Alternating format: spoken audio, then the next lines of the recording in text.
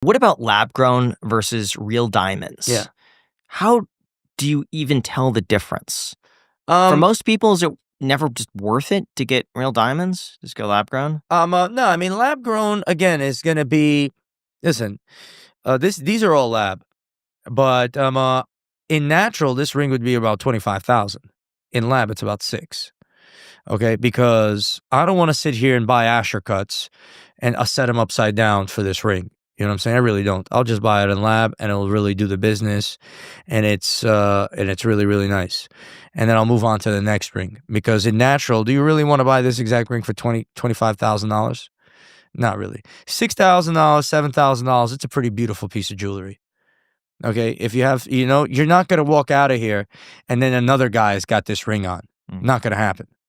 Okay? It's just nobody makes it. Nobody sets stones like this upside down. It's a unique item. And if you want that uniqueness, you've had it all, you get it.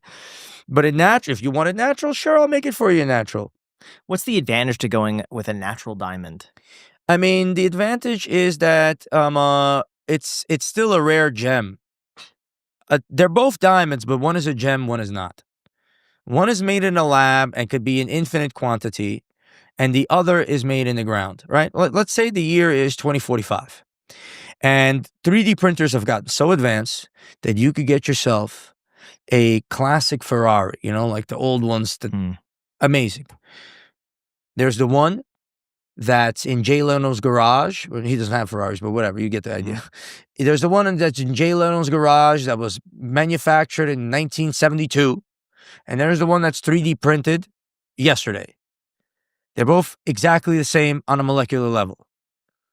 But the one that was built by Ferrari in 1972 has something more than the 3D printed one. Yeah, but let's say you don't have any of like the documents that go along with it. How do you tell if you have two diamonds side by side? One's real, one's lab grown. It's becoming harder to tell, but natural diamonds have a little nitrogen inside of them and other elements that are not present in the lab diamonds.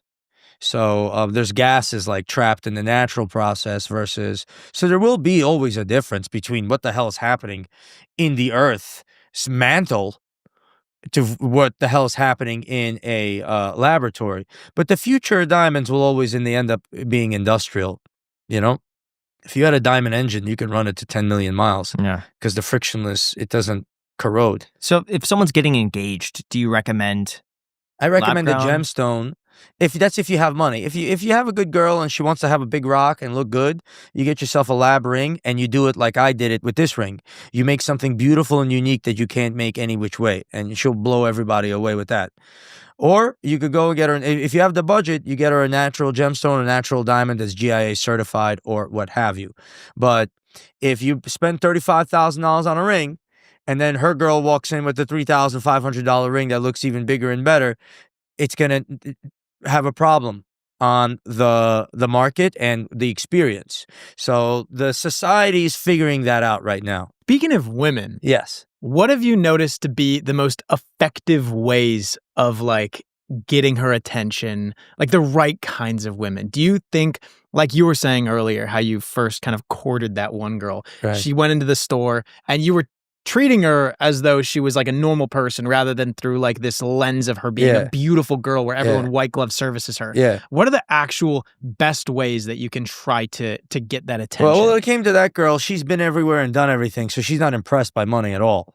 So she was Did you know that going into it? Was it strategy? No, I didn't know. I didn't have no strategy. She started talking, and I just, I was like, I'm not letting you sit here. And a woman might try to dominate a man in the initial conversation, like, hold this for me. Get the out of here. You can't, she's trying to see if you're submissive or dominant. So as soon as she even tests you, you got to be like, she's waiting for you to go like this. So that worked in that particular instance, and that will always be the case for me. I don't let any woman dominate me because they try.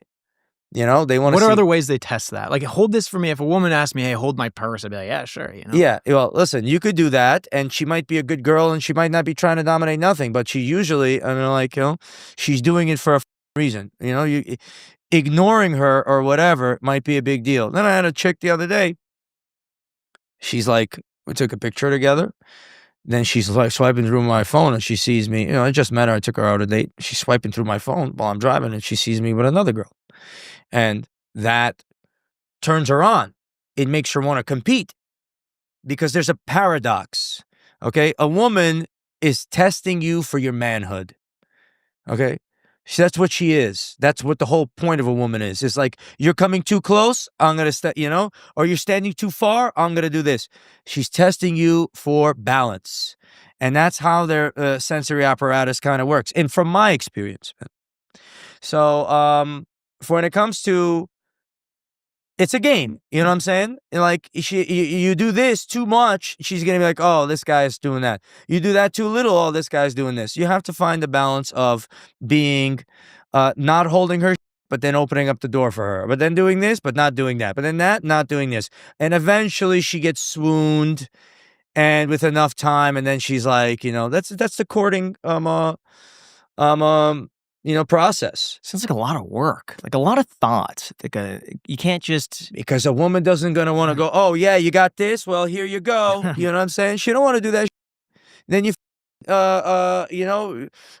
and then the baby comes out and there's a problem and you're like, oh, I don't know what to do. You know what I'm saying? It's genetic. The ones that the women that chose the wrong guy, their line was done. They want the guy that's not too aggressive, but not too this, not too that, but not too this. And you have to. As a young man, I didn't know this. If you're a practical thinker, you're going to have a problem because it's not a practical thing. It's a completely different style of thinking. Take a look at Jeff Bezos. You know what I'm saying? This guy's got the richest in the world. And he's got this chick there that's for faces like this. You know what I'm saying? And you could do better than that, Jeff. But you're a logical thinker. That's the problem. You know what I'm saying? You're thinking logically and you're dealing with a woman who's playing a different game. So you're saying if he did not think logically, he would get someone who's more attractive? If you have to turn your brain off and you have to go into a different dimension to use a woman because, to be able to get there, right? Because it's a different type of courtship. Yeah, that.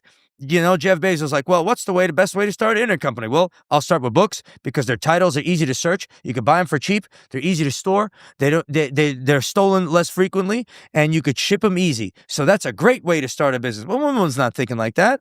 Woman's thinking in a more emotional sense or in more this and more that. So he's super active in one sense and deficient in another. That's why he's got this chick.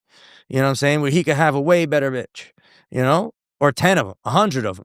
But if you're going to bring them on a yacht and you're going to talk to them directly and look them in their eyes and answer their questions, they're going to think you're a sucker. You have to make them compete. Give this one a little bit of attention, and then as soon as she gets comfortable, give that one a little bit of attention. And then so you're a smarter girl than that. Oh, yeah. And that's what drives them crazy because it's a different dynamic. And if you study it from a logical perspective, you will be able to have the same advantage as you would in Amazon. But if you study it, if I like you and I'd like you to be my girlfriend, forget it. I think that's a way to court a girl that's not looking for a life partner. Correct. I think if it's a girl that is like, she's long-term oriented and she's logic-brained and she's like, I need to find someone right now and I want to settle down with them. That's a wonderful girl you're describing. Okay, so you're saying, but like maybe the more Miami type, maybe some New York type, maybe some California, like correct. LA type. That's kind of, you need to be a little more strategic. Play the culture of like of the dating market in that area. If you want a bad and you want to sit here and live the Mac life where you grab her and you have money and you take her on a trip and you're having let's call it what it is, sexual fantasies that you've been dreaming of, you're going to have to play a different game. If you want a life partner, then, that's a whole different game and it should be straightforward. But even that girl, if you say the wrong things to her, she's going to get turned off or whatever. A woman is a measurement of manhood. Right? A woman doesn't want to be a man's mommy. Okay? Man is looking for mom and woman is looking for dad.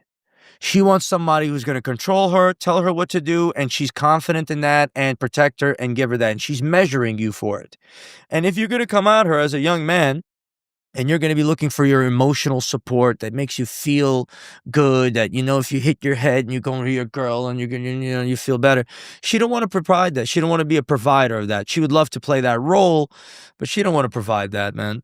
She doesn't want to be some shoulder for you to cry on because the world is hard, bro. She wants you to just be like, oh, this guy handled the world, and now, I'm safe. But you have what you want. She has what, she wants her. And you got to find a compromise and a happy medium. But on the emotional sense, you have to know how to be able to project what she wants to get her, to even get the chance to get her to know who you are.